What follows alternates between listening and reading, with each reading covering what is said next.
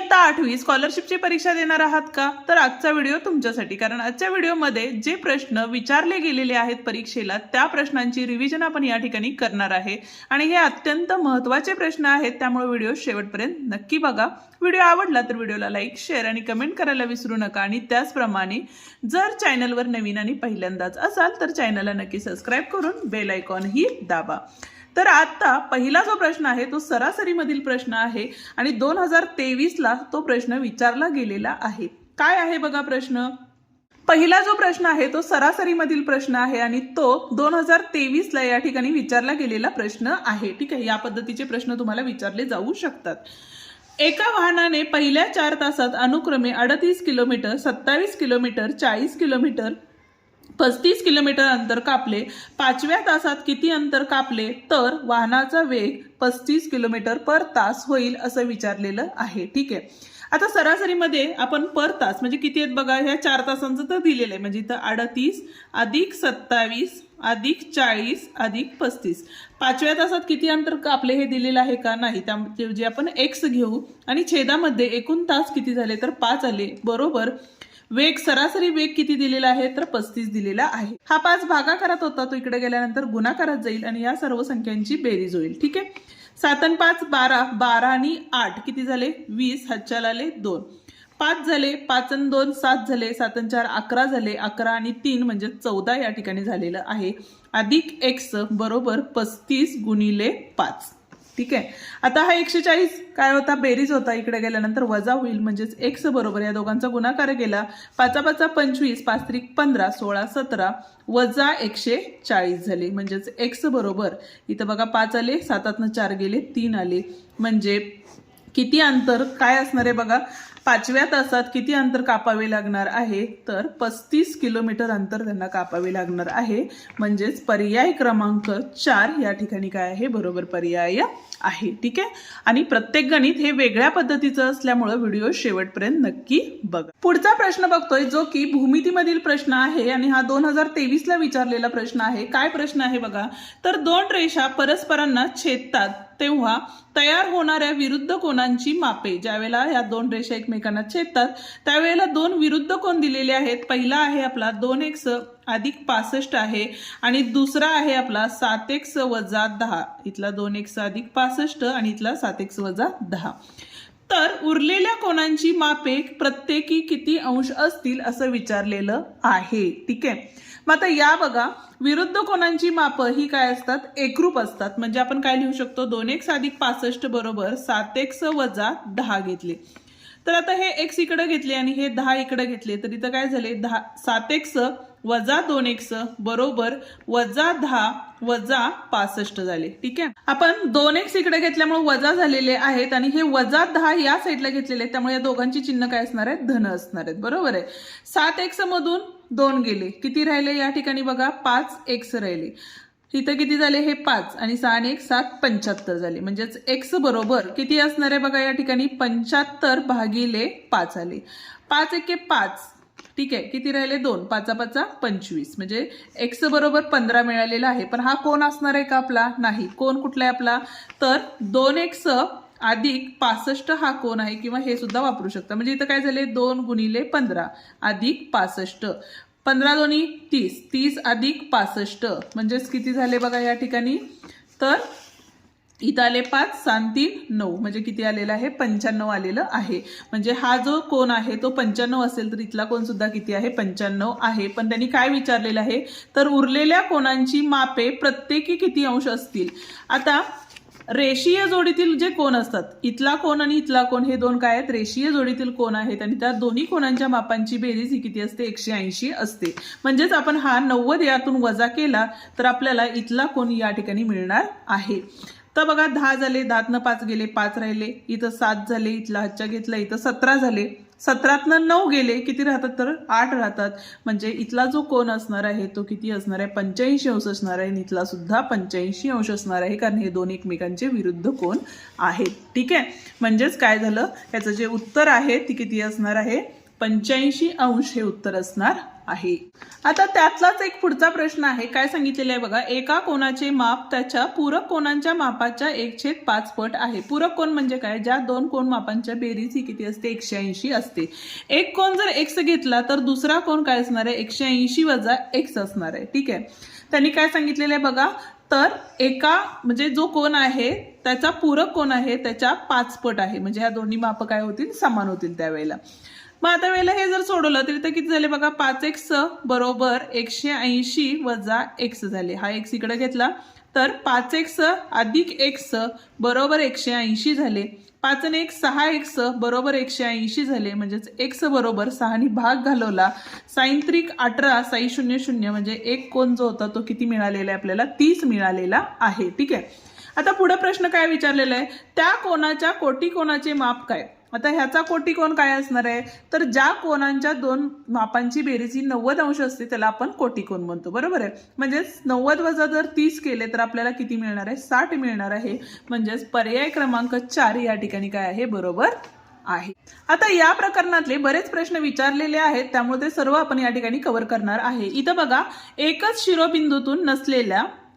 शिरोबिंदू नसलेल्या दोन कोनांची मापे 35° आणि 55° आहेत, तर पुढीलपैकी कोणते विधान सत्य आहे। आता दिलेले जे कोन आहेत त्यांची बेरीज करून बघूया पहिल्यांदा।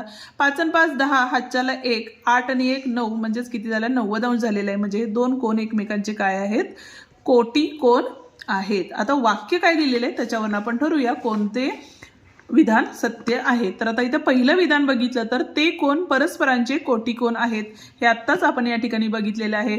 ते कोन परस्परांचे संलग्न कोन आहेत, नाही, कारण शिरोबिंदू वेगळे आहेत। ते कोन परस्परांचे विरुद्ध कोन आहेत, असणार आहेत का, नाही, कारण विरुद्ध कोनांची जोडी एकरूप असते। ते कोन परस्परांचे पूरक आहेत, पूरक म्हणजे दोघांची बेरीज किती असते, 180 असते, पण इथं 90 असल्यामुळं पहिलाच पर्याय या ठिकाणी काय आहे, बरोबर आहे।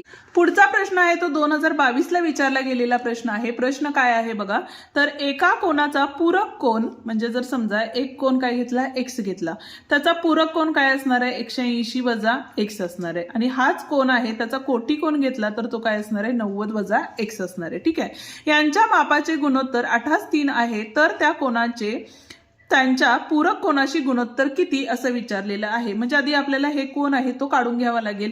म्हणजेच इथं काय झाले बघा, तर 8/3 बरोबर 180 - x आणि भागाकारात 90 - x आले।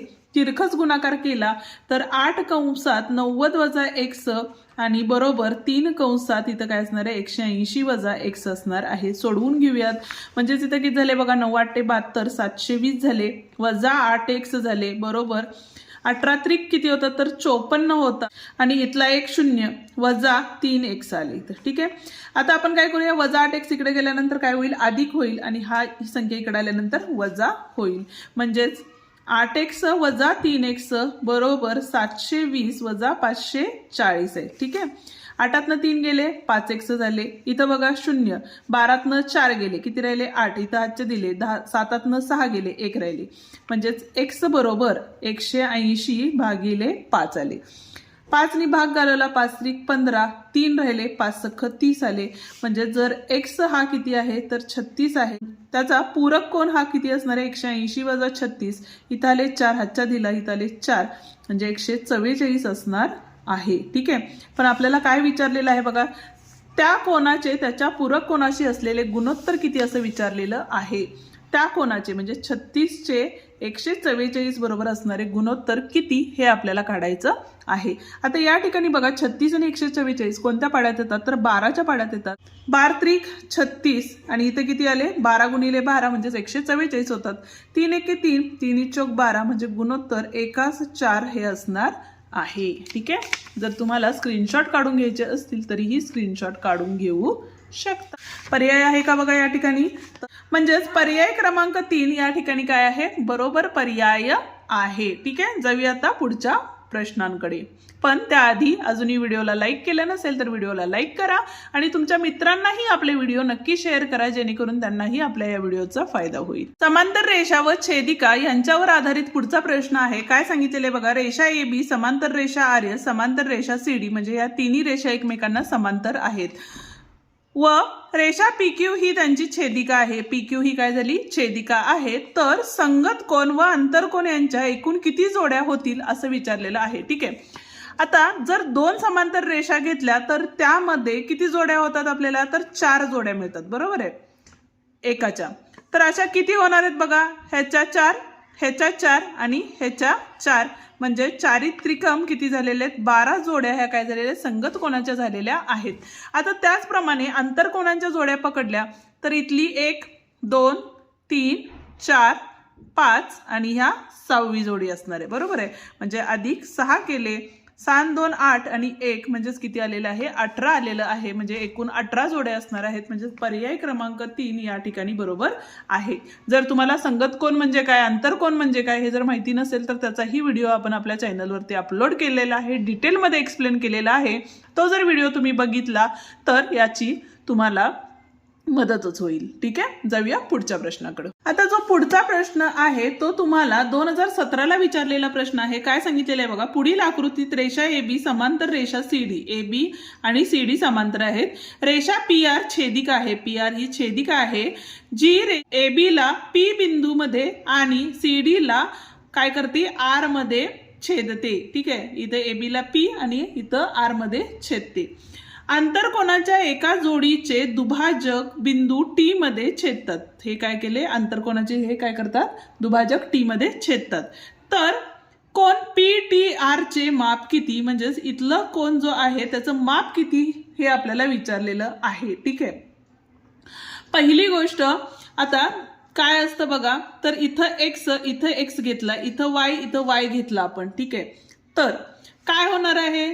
तर X अधिक X अधिक Y बरोबर किती असतं? 180, कारण अंतरकोनांच्या जोडी ही किती असते? पूरक असते, म्हणून आपण तसं घेतलं।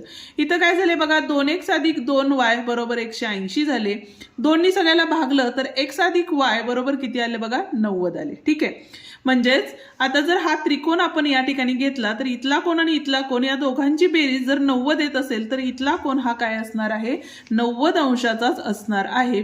म्हणजेच कोन PTR हा किती असणार आहे? तर 90 अंशाचा कोन असणार आहे।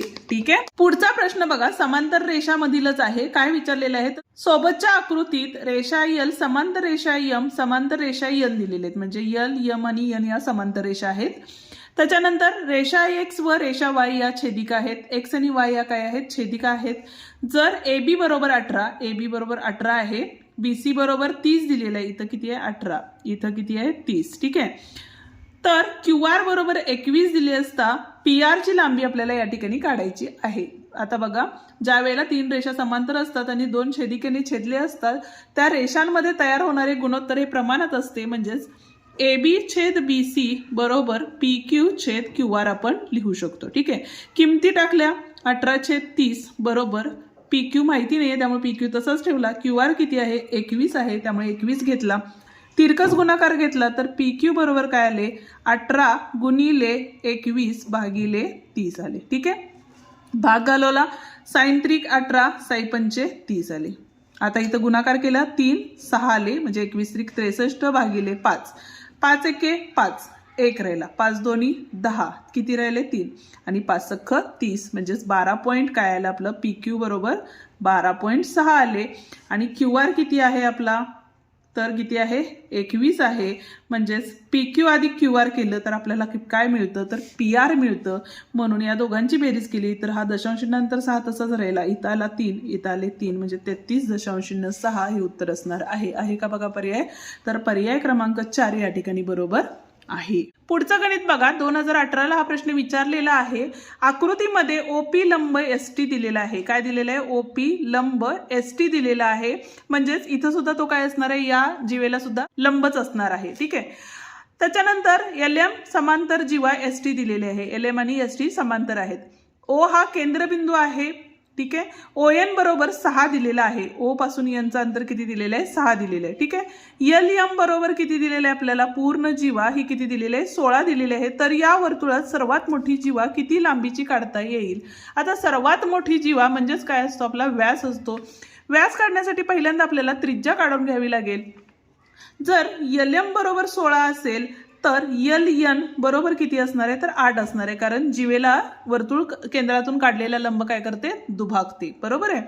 म्हणजेच आता इथं पायथागोरसचा प्रमेय वापरला तर OL चा वर्ग बरोबर काय असणार आहे या ठिकाणी तर 6 चा वर्ग अधिक 8 चा वर्ग असणार आहे. 6 6 36 आणि 8 8 64.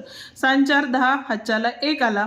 6 4 10 म्हणजे 100 झाला. म्हणजेच OL बरोबर किती आले आपले 10. ही काय झाली आपली त्रिज्या झाली. ठीक आहे. मग व्यास काय असणार आहे. व्यास ही काय असती सर्वात मोठी जीवा असती. म्हणजेच 10 गुणिले 2 केलं तर किती आले 20 आलेलं आहे. म्हणजेच पर्याय क्रमांक 2 या ठिकाणी काय आहे बरोबर आहे. ठीक आहे. आजचा व्हिडिओ या ठिकाणी संपतो. व्हिडिओ कसा वाटला ते मला कमेंट करून नक्की सांगा. उद्याच्या भागात त्याच्या पुढच्या प्रकरणावरती प्रश्न आपण या ठिकाणी घेणार आहे.